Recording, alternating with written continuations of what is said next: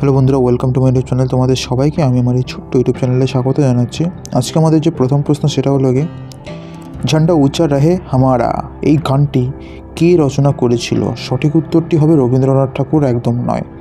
সঠিক উত্তরটি হবে অপশান সি, একদমই না।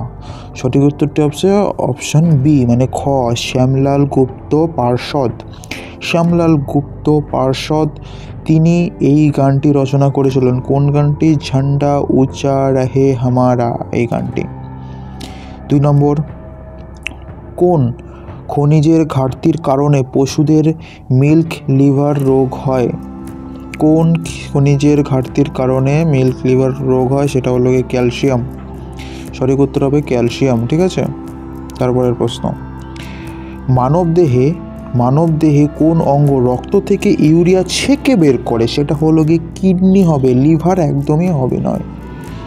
বুঝতে পারলে কি? মানবদেহের কোন অঙ্গ রক্ত থেকে ইউরিয়া ছেঁকে বের করে?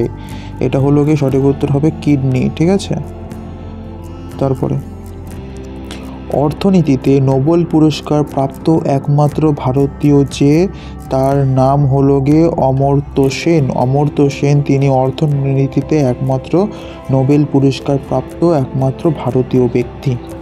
তারপরে উস্তাদ বিসমিল্লাহ খাঁ কোন বাদ্যযন্ত্রে বিখ্যাত ছিলেন? উস্তাদ বিসমিল্লাহ খাঁ তিনি সেহনাই মানে সেনাই, যেটা বলেন সেনাই বাজছে, সেনাই, সেই সেনাই বাদ্যযন্ত্রের সাথে যুক্ত ছিল। তারপরে সেনাই।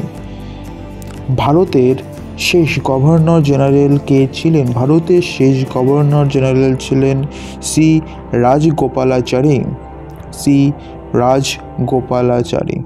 ঠিক আছে, তারপরের প্রশ্ন, ভিলাই ইস্পাত কারখানা কোন দেশের সহযোগিতায় স্থাপিত হয়েছিল? ভিলাই ইস্পাত কারখানা কোন দেশের সহযোগিতায় স্থাপিত হয়েছে? সেটা সঠিক উত্তর হবে যুক্তরাষ্ট্র, একদমই নয়। আমেরিকা, একদমই নয়। জার্মানি নয়, রাশিয়ার সহযোগিতায় ভিলাই ইস্পাত কারখানা স্থাপিত হয়েছে। তারপরে ভারতের উত্তর মেরু গবেষণা কেন্দ্রের নাম কি? ভারতের উত্তর মেরু গবেষণা কেন্দ্রের নাম হলো গিয়ে হিমাদ্রি।